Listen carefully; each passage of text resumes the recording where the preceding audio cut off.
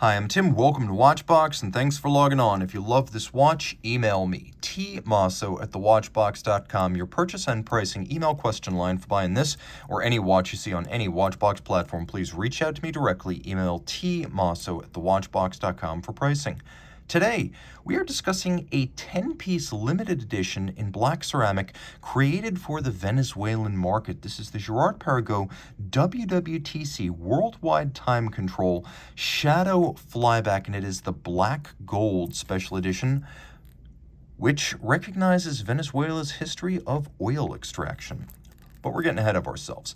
Basics first. It's made of sapphire, black ceramic on the outside, and then there's a titanium inner case that helps to keep the water out and preserve the cradle for the dial and the movement. 43 millimeters in diameter, is 13.7 millimeters thick, it is 51.6 millimeters lug-to-lug, and it has a 22 millimeter spacing between the lugs. We're going to throw it on my wrist. My wrist is 16 centimeters in circumference, and with these lugs spread almost 52 millimeters across, I'm pretty much at the limit here. Maybe a 15 centimeter circumference wrist could wear this if the wrist were more oval than round, but as broad as the watch is, I believe that you do need a larger wrist, at least my size, to wear this watch. You will note, however, thinner than expected at 13.7, and with a domed bezel, it will slide underneath the cuff. Being mostly rubber, sapphire, titanium, and ceramic, it is very, very light on the wrist. The timepiece includes a case of black ceramic, as you can see, finished as though it were metal, which is difficult to achieve, giving you the scratch resistance that comes with ceramic. Taking a look at the strap, it's black to match. This is the Shadow, after all. Girard-Perregaux factory strap. You can see it is perforated, so you can easily cut it to length, and both sides feature perforations for the cut. There are curved spring bars, so the lugs can be drilled relatively close to the case, but there's still no impediment to the motion of the strap. Little chevrons on the bottom to hold it in place, a matte finish with character lines on the top, and then we have a double deployant clasp made of titanium. You can see it is a twin trigger release system, and it is a double fold, and it does have a sequential close one side before the other. It also has two incremental sliders, so you have three incremental sizing positions on the one side, and then on the trigger side you have two incremental sizing positions, so you can move these in and out, and you can fine-tune even after you've cut the strap, as long as you're in the ballpark. Twin trigger release, you can see a little nod to Girard-Perregaux heritage, as the Laureato's faceted bezel is echoed in the release trigger of the clasp. Now, the case. It's a handsome and traditional dress watch case, but blown up to sports watch dimensions. You can see the lugs are beautifully tapered. The entirety of it is satinated. This is not polished ceramic. It is the Shadow, after all, and pursuant to that notion, we have black rubber-capped crowns and chronograph pushers. The crown over at 9 o'clock is used for setting the world time, and because this is the black gold on Espanol, it is a Venezuelan market special edition.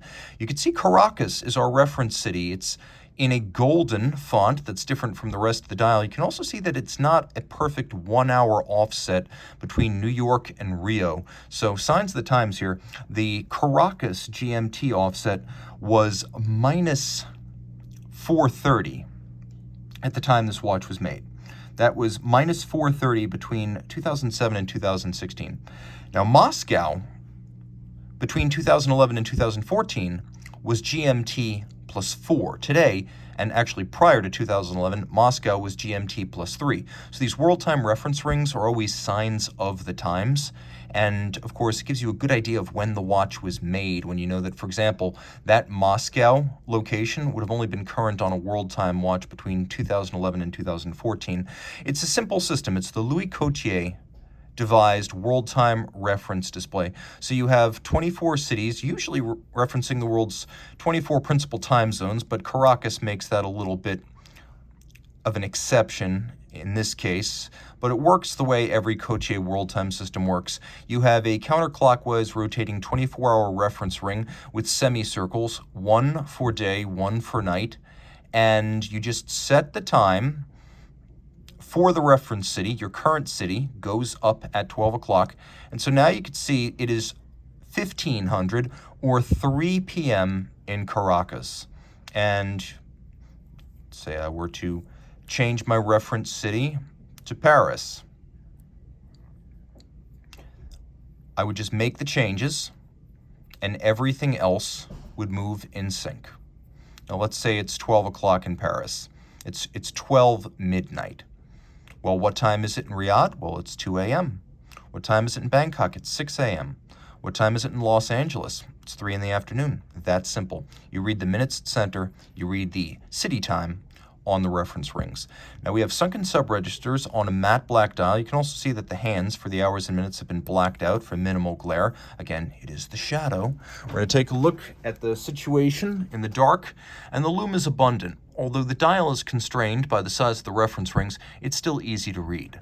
Now, taking a look at the Flyback Chronograph functionality, this is not universal with the WW.TC chronograph models. They're not all flybacks. This one is. So you reset and restart simply by pushing the reset trigger. You do not have to stop it first.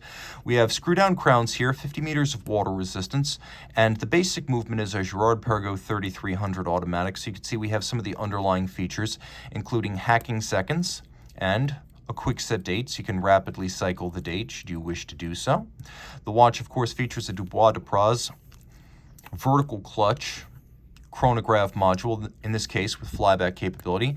Because of the vertical clutch engagement, there's no additional play in the system when the chronograph's engaged. So you can see how the chronograph starts with absolutely no jump or stagger. Now, the average WW.TC, with or without a chrono, is 30 meters water resistant. Just remember, this one is 50. You can see limited edition, a combination of ceramic and titanium. The titanium is the inner case. So the idea here was that you would not be able to shatter the watch all the way through. If you do break some of the ceramic cladding, it can be replaced. And the inner case holding the movement and the dial and responsible for the water resistance is made of titanium. So that's what you're looking at. All the outer surfaces are actually rubber-coated or made of ceramic. You can see the oil rigs down in Venezuela, and then underneath that, the Girard-Perregaux 3387. Unidirectional winding, 4 Hz beat rate, 63 joules. It is a modular movement, modular complication, 46-hour power reserve, and handsomely decorated, thin, fine, and haute horlogerie. Girard-Perregaux is considered to be one of the haute horlogerie brands in the industry out of La Chaux-de-Fonds, and newly independent, as the company has been bought from previous owner Kering by its management. It is management owned and operated now, so back in the world of independent horology. Reach out to Team Mosso at thewatchbox.com for purchase and pricing details.